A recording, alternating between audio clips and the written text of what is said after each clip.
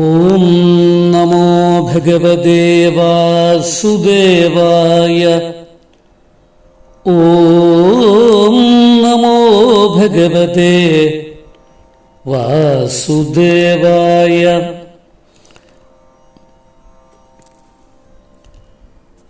ഹരേ രാമ ഹരേ രാമ രാമ രാമ ഹരേ ഹരേ.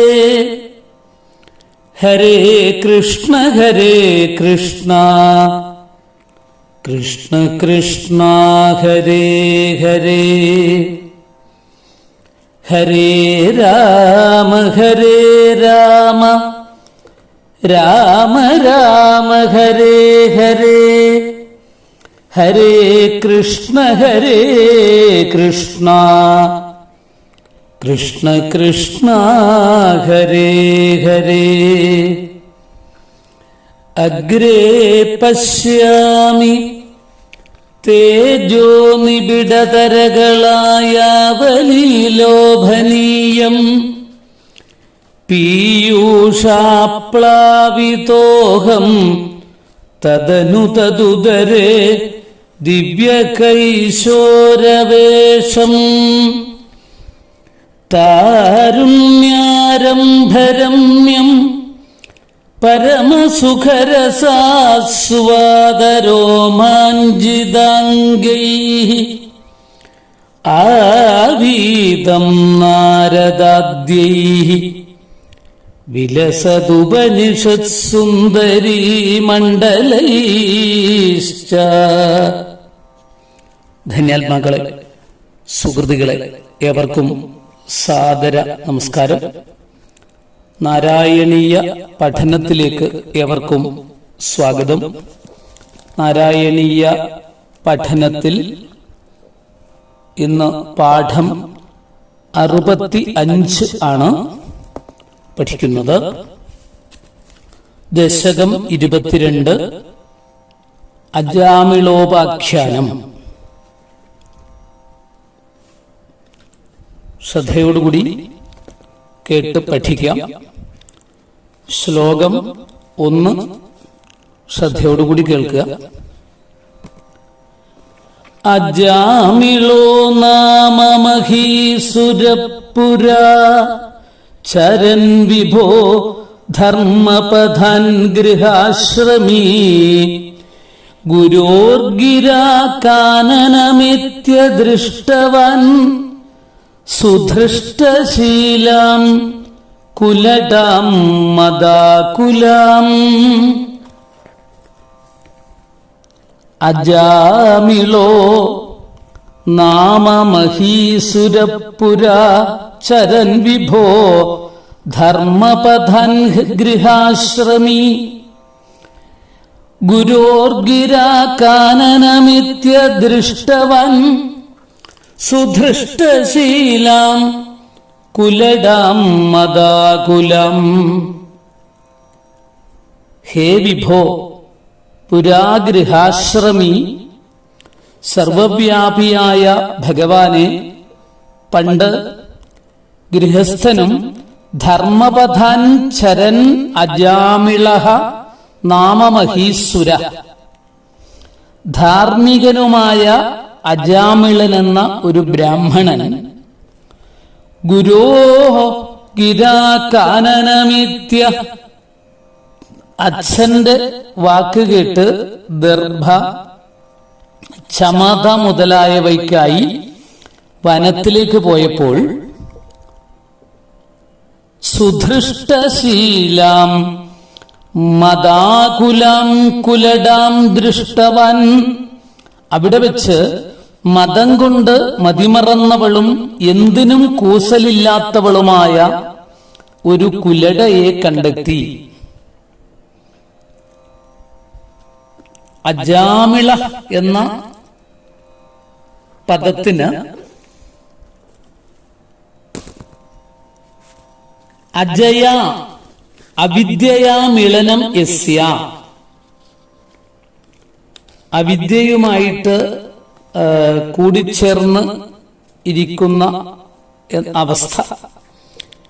അജാമിം പുംസലിം ലാതി, അജ്ഞാനഗ്രസ്തൻ അല്ലെങ്കിൽ ദാസീദാസൻ എന്ന് സാരം. ഈ നിലയ്ക്ക് ബ്രാഹ്മണന്റെ ശരിയായ നാമധേയം മറ്റെന്തെങ്കിലും ആയിരിക്കാം. ഭാവി നന്നാകുവാനുള്ള ഗുണങ്ങൾ അയാളിൽ ഉണ്ടെന്ന് വിശേഷണങ്ങൾ വെളിവാക്കുന്നു. ശ്രീമദ് ഭാഗവതം 6-ാം സ്കന്ധം ആദ്യത്തെ 3 അധ്യായങ്ങളാണ് ഈ ദശകത്തിൽ സംഗ്രഹിച്ചിരിക്കുന്നത്. ശ്രദ്ധയോടുകൂടി കേൾക്കുക. പണ്ട് ഗൃഹസ്ഥാശ്രമിയായ തന്റെ ആശ്രമത്തിന് യോജിച്ച ധർമ്മങ്ങൾ അനുഷ്ഠിക്കുന്ന അജാമിളൻ എന്നു പ്രസിദ്ധനായ ബ്രാഹ്മണൻ അച്ഛന്റെ കൽപ്പന പ്രകാരം പൂക്കളും പഴങ്ങളും സമിത്തുക്കളും ദർഭകളും ശേഖരിക്കുവാനായിട്ട് കാട്ടിലേക്ക് കടക്കവേ വ്യാജ ചേഷ്ടകൾ കൊണ്ട് അന്യനെ വഞ്ചിക്കുന്നവളും മതം കൊണ്ട് മതിമറന്നവളുമായ ഒരു പുംശ്ചലിയെ, വേശ്യയെ കാണുകയുണ്ടായി. ഇവിടെ വേശ്യ എന്നതിന് പകരം ദാസി എന്നാണ് ശ്രീമദ് ഭാഗവതത്തിൽ പ്രയോഗിച്ചിരിക്കുന്നത്. ഈ ശ്ലോകം 2 തവണ കേട്ട് പഠിക്കാം. അജാമിളോ നാമ മഹീസുരപുരാ ചരൻ വിഭോ ധർമ്മപഥാൻ ഗൃഹാശ്രമീ ഗുരോർഗിരാ കാനനമെത്യ ദൃഷ്ടവാൻ സുധൃഷ്ടശീലാം കുലടാം മദാകുലാം. അജാമിളോ നാമ മഹീസുരപുരാചരൻ വിഭോ ധർമ്മപഥാൻ ഗൃഹാശ്രമീ ഗുരോർഗിരാ കാനനമെത്യ ദൃഷ്ടവൻ സുധൃഷ്ടശീലാം കുലടാം മദാകുലാം. അടുത്ത ശ്ലോകം 2. സ്വതപ്രശാന്തോപി തദാ ഹൃദാശയ സ്വധർമ്മമുത്സൃജ്യതയാ സമാരമൻ അധർമ്മകാരി ദശമീഭവൻ പുനർദധൗ ഭവന്നാമയുതേ സുദേരതിം. സ്വത പ്രശാന്ത അപി സ, സ്വതവേ പ്രശാന്തനാണെങ്കിലും അവൻ അജാമിളൻ തദാഹൃദാശയ സ്വധർമ്മം ഉത്സൃജ്യ തയാ സമാരമൻ അധർമ്മകാരി, ദാസിയാൽ വശീകൃതനായിട്ട് സ്വധർമ്മം കൈവിട്ട് അവളോടുകൂടി ഉല്ലസിച്ച് അധർമ്മങ്ങളും ആചരിച്ചു വരവേ ദശമീഭവൻ പുനഃ ഭവന്നാമയുതേ സുദേരതിം ദധൗ. വാർദ്ധക്യം ബാധിച്ചപ്പോൾ അവിടുത്തെ നാമമുള്ള മകനിൽ കൂടുതൽ പ്രിയമുള്ളവനായി തീർന്നു.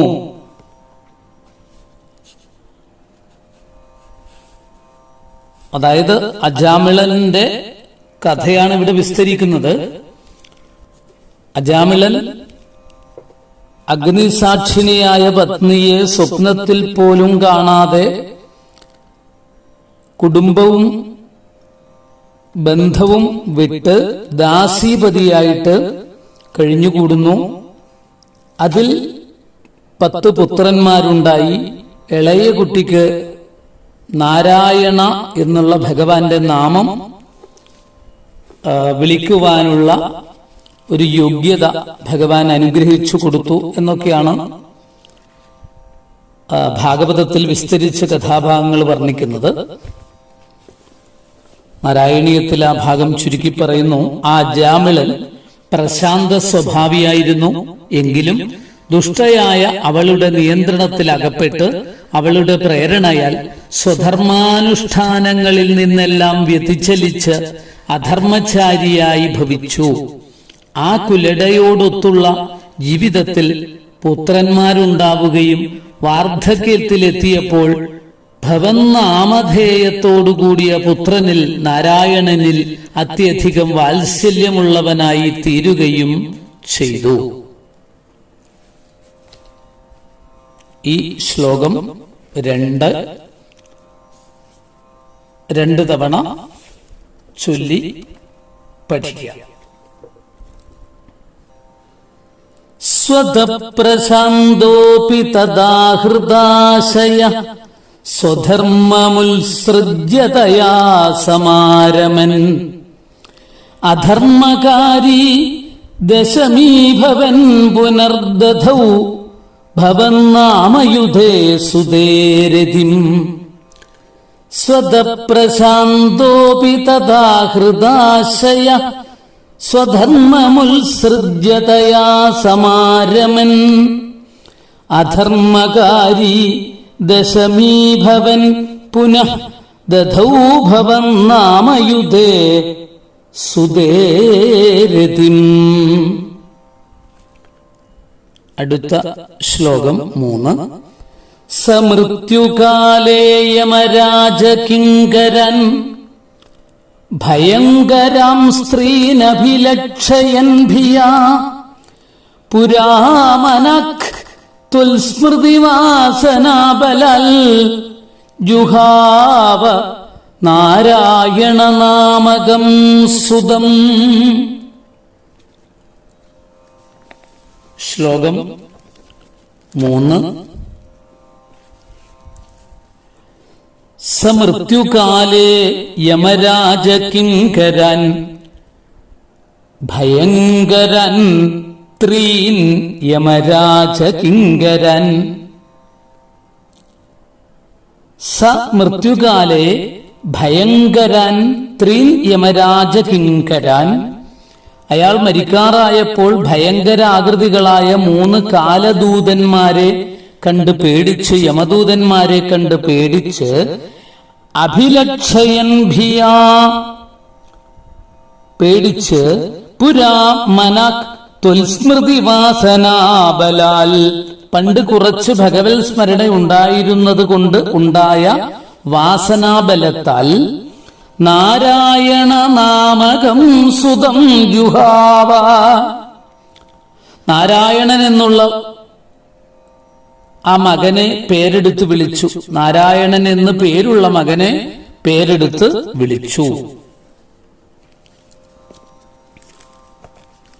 അതായത് അദ്ദേഹത്തിന് കിട്ടിയ സൗഭാഗ്യമാണ് ഇവിടെ വിവരിച്ചു തരുന്നത് ശ്ലോകം 3-ലൂടെ. മരണസമയത്ത് തന്നെ സമീപിച്ച ഭയങ്കര രൂപികളായ 3 യമകിങ്കരന്മാരെ കണ്ട് സംഭീതനായ അജാമിളൻ ചെറുപ്പകാലത്ത് കുറച്ചുനാൾ ചെയ്ത ഭഗവത് ഉപാസനത്തിന്റെ വാസനാശക്തി നിമിത്തം നാരായണൻ എന്ന പേരുള്ള തന്റെ മകനെ നാരായണ എന്ന് തന്നെ വിളിച്ചു. ശ്രീമദ് ഭാഗവതത്തിൽ പറഞ്ഞു തരും, ഭയചകിതനായ അജാമിളൻ അന്ത്യനിമിഷത്തിൽ നാരായണായേതി ജഗാത ചതുരക്ഷരം, അന്ത്യനിമിഷത്തിൽ നാരായണ എന്ന് പ്ലാവിതേന സ്വരത്തോടുകൂടി ഉച്ചരിച്ചു. അതിന്റെ ഫലമായിട്ട് യമദൂതന്മാര് അവരുടെ പിടിവിടേണ്ടതായിട്ട് വന്നു. കാരണം ആ 4 അക്ഷരത്തിന്റെ പ്രതീകമായിട്ട് വിഷ്ണുദൂതന്മാര് വന്ന് അദ്ദേഹത്തെ മരണപത്രത്തിൽ നിന്നും കാലപാശത്തിൽ നിന്നും മോചിപ്പിച്ചു എന്നുള്ള കഥാഭാഗം ആണ് ഇവിടെ അനുസ്മരിക്കുന്നത്. 2 തവണ ആ ശ്ലോകം നമുക്ക് ചൊല്ലാം. സമൃത്യുകാലേ യമരാജകിങ്കരൻ ഭയങ്കരൻ ത്രീനഭിലക്ഷയൻ ഭിയാ പുരാ മനഃ തുൽസ്മൃതി വാസനാബലാൽ ജുഹാവ നാരായണ നാമകം സുതം. സമൃത്യുകാലേ യമരാജകിങ്കരൻ ഭയങ്കരൻ ത്രീനഭിലക്ഷയൻ ഭിയാ പുരാ മനഃ തുൽസ്മൃതിവാസനാബലാൽ ജുഹാവ നാരായണ നാമകം സുതം. ശ്ലോകം 4. ദുരാശയസ്യാപി തദാസ്യ നിർഗത ത്വദീയ നാമാക്ഷരമത്ര വൈഭവൽ പുരോഭിപേതുർഭവദീയ പാർഷദാഃ ചതുർഭുജാ പീതപടാ മനോരമാഃ. ദുരാശയസ്യ അപി അസ്യ പുരഃ. സ്വതേ ദുർബുദ്ധിയാണെങ്കിലും ഇവന്റെ മുൻഭാഗത്ത് കാലദൂതന്മാർക്കും ഇവനും ഇടയ്ക്കായിട്ട് തദാസ്യ നിർഗത ത്വദീയ നാമാക്ഷരമാത്ര വൈഭവൽ അവന്റെ വായിൽ നിന്നും പുറപ്പെട്ട നിന്തിരുവടിയുടെ തിരുനാമങ്ങളുടെ കേവലം മഹാത്മ്യം കൊണ്ട് ചതുർഭുജാ പീതപടാഃ മനോരമാ ഭവദീയ പാർഷദാഃ അഭിപേതു. 4 കൈകളും മഞ്ഞപ്പട്ടും മനോഹര ആകൃതിയുമുള്ള നിന്തിരുവടിയുടെ ദൂതന്മാർ പെട്ടെന്ന് ആവിർഭവിച്ചു. തദാസ്യ നിർഗത, തദാത്വ നിർഗത എന്ന് പാഠം അന്തരമായിട്ടും ചിലപ്പോൾ കാണാം. മരണപരാക്രമകാലത്ത് അറിയാതെ പുറപ്പെട്ടു എന്ന് വരാം. തദാ അസ്യ നിർഗത, തദാസ്യ നിർഗത. ശ്രീമദ് ഭാഗവതത്തിൽ മുഖതോ ഹരികീർത്തനം എന്ന് പറയുന്നു. അതായത്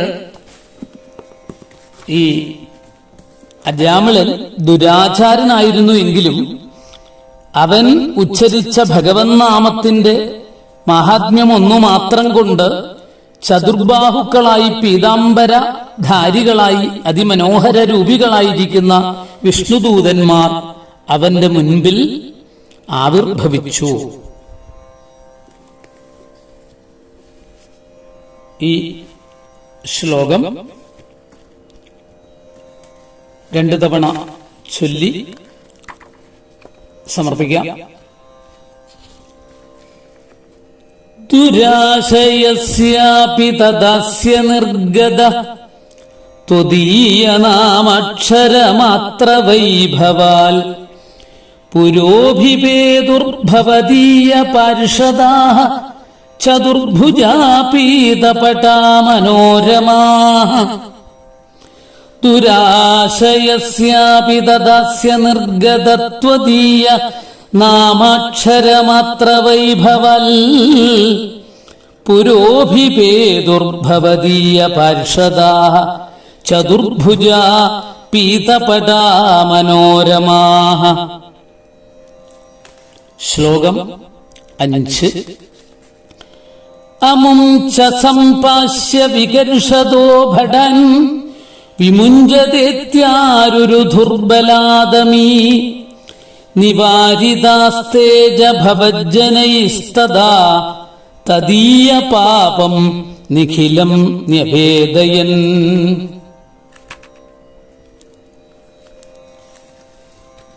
ശ്ലോകം 5. അമുഞ്ച സംപാസ്യ വികർഷത ഭടാൻ വിമുഞ്ചത ഇതി. അജാമിളനെ കയറിട്ടു കെട്ടിഴയ്ക്കുന്ന അജാമിളനെ കയറിട്ട് കെട്ടിയിഴയ്ക്കുന്ന കെട്ടിവലിക്കുന്ന ഭടന്മാരെ വിടുവിൻ എന്നിങ്ങനെ പറഞ്ഞുകൊണ്ട് അമീബലാത് ആരുരുധു ഇവർ ബലമായി നിരോധിച്ചു. ആരുരുധു നിരോധിച്ചു. തദാ ഭവജ്ജനൈ നിവാരിതാഃ തേച്ഛ അപ്പോൾ നിന്തിരുവടിയുടെ ദൂതന്മാരാൽ തടയപ്പെട്ട ആ യമഭടന്മാരാകട്ടെ നിഖിലം തദീയ പാപം നിവേദയൻ അവൻ ചെയ്തതായ പാപം മുഴുവൻ അറിയിച്ചു. സംഭാഷ്യ എന്നത് പാശേന ബധ്നാദി സംപാശേതി എന്ന അർത്ഥത്തിലാണ് ഉപയോഗിച്ചിരിക്കുന്നത്. ശ്ലോകം 5 അജാമിളനെ കയർകൊണ്ട് കെട്ടിവലിക്കുന്ന യമകിങ്കരന്മാരോട് അജാമിളനെ സ്വതന്ത്രനാക്കാൻ വിഷ്ണുദൂതന്മാര് ആജ്ഞാപിക്കുകയും ബലമായി അവനെ സ്വതന്ത്രനാക്കുകയും ചെയ്തു. അങ്ങയുടെ കിങ്കരന്മാരാൽ തടയപ്പെട്ടവരായ യമദൂതന്മാർ അജാമിളന്റെ സമസ്ത പാപത്തെയും വിഷ്ണുദൂതന്മാരോടായി വിവരിച്ച് കേൾപ്പിച്ചു.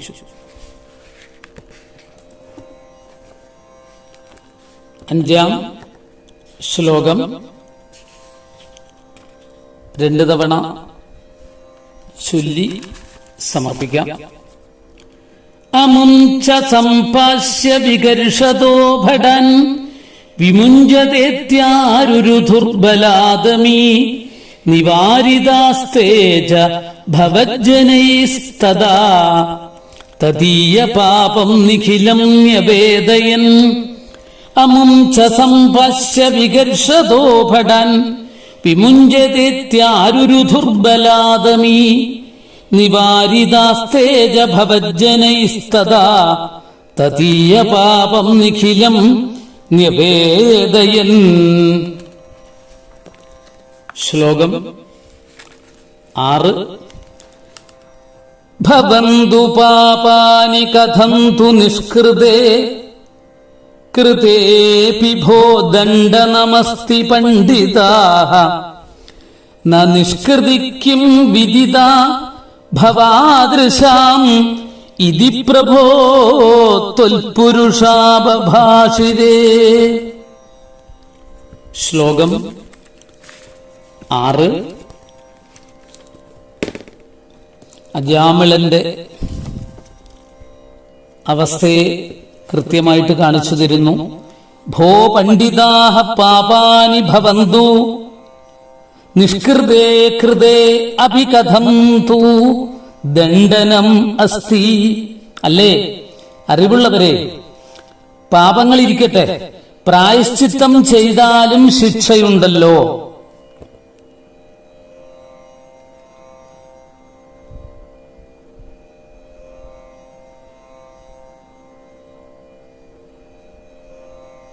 ഭവാദൃശാം നിഷ്കൃതി വിദിതാനഖിം. നിങ്ങളെപ്പോലുള്ളവർക്ക് പാപ പ്രായശ്ചിത്തം നിശ്ചയമില്ലെന്ന് വരുമോ? ഇതി പ്രഭോ തുൽപുരുഷാബഭാഷിതേ. എന്നിങ്ങനെ അല്ലേ ഭഗവാനെ നിന്തിരുവടിയുടെ ദൂതന്മാർ അവരോട് പറഞ്ഞു. ഇവിടെ 4 പദ്യങ്ങളില് ഈ 4ാമത്തെ പാദം ആവർത്തിച്ചിരിക്കുന്നത് ഭഗവാനെ അഭിമുഖീകരിച്ച് കഥ പറയുവാനുള്ള കവിയുടെ രീതി വിശേഷമാണ്. അതായത് ഗുരുവായൂരപ്പനെ നേരിട്ട് കണ്ടുകൊണ്ട് ഭാഗവതത്തെ ഉപാസിക്കുന്ന മേൽപ്പത്തൂർ ഭട്ടതിരിപ്പാട്, അല്ലയോ ഗുരുവായൂരപ്പ, അങ്ങയുടെ പാരിഷദന്മാര് ദൂതന്മാരോട്, യമദൂതന്മാരോട് അങ്ങയുടെ പാരിഷദന്മാർ ഇങ്ങനെയല്ലേ പറഞ്ഞത് എന്നുള്ള സംബോധനയായിട്ടാണ് അവസാനത്തെ പാദം വരുന്നത്. അല്ലയോ പണ്ഡിതന്മാരെ, നിങ്ങളാൽ വിവരിക്കപ്പെട്ട പാപങ്ങൾക്ക് പരിഹാരമായി ഹരിനാമോച്ചാരണമാകുന്ന പ്രായശ്ചിത്തം അവൻ ചെയ്തു കഴിഞ്ഞിരിക്കുന്നു. പ്രായശ്ചിത്തം ചെയ്തു കഴിഞ്ഞാൽ പിന്നെ ശിക്ഷ അനുഭവിക്കേണ്ടതിന്റെ ആവശ്യമെന്ത്? യമധർമ്മരാജന്റെ കിങ്കരന്മാരായി നിങ്ങൾ പ്രായശ്ചിത്ത വിധി അറിയുന്നില്ലയോ എന്നിങ്ങനെ ഭവൽ കിങ്കരന്മാർ യമദൂതന്മാരോട് സംഭാഷണം ചെയ്തു.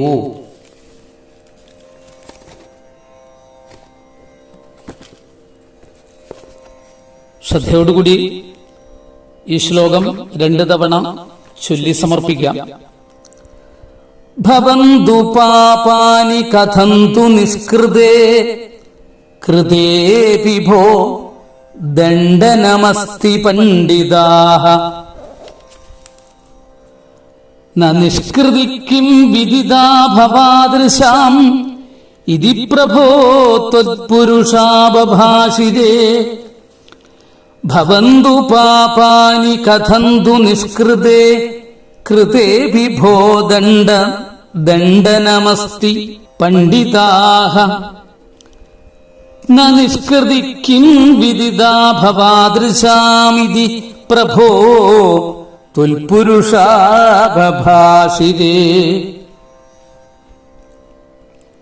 6 ശ്ലോകങ്ങളാണ് ഇന്ന് ഈ പാഠത്തിലൂടെ പഠിക്കുന്നത്. അജാമിളോപാഖ്യാനം അടുത്ത പാഠത്തിലൂടെ നമുക്ക് പൂർണ്ണമായിട്ടും മനസ്സിലാക്കി പഠിക്കാം.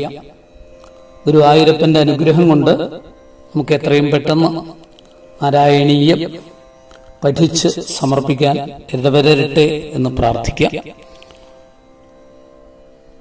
യോഗീന്ദ്രാണം ത്വദംഗേഷ്വധിക സുമധുരം മുക്തിഭാജാം നിവാസോ ഭക്താനാം കാമവർഷദ്യുതരുകിസലയം നാഥ തേ പാദമൂലം നിത്യം ചിത്തസ്ഥിതം മേ പവനപുരപദേ കൃഷ്ണ കാരുണ്യസിന്ധോ ഹൃത്വാ നിശേഷതാപാൻ പ്രദിശതു പരമാനന്ദ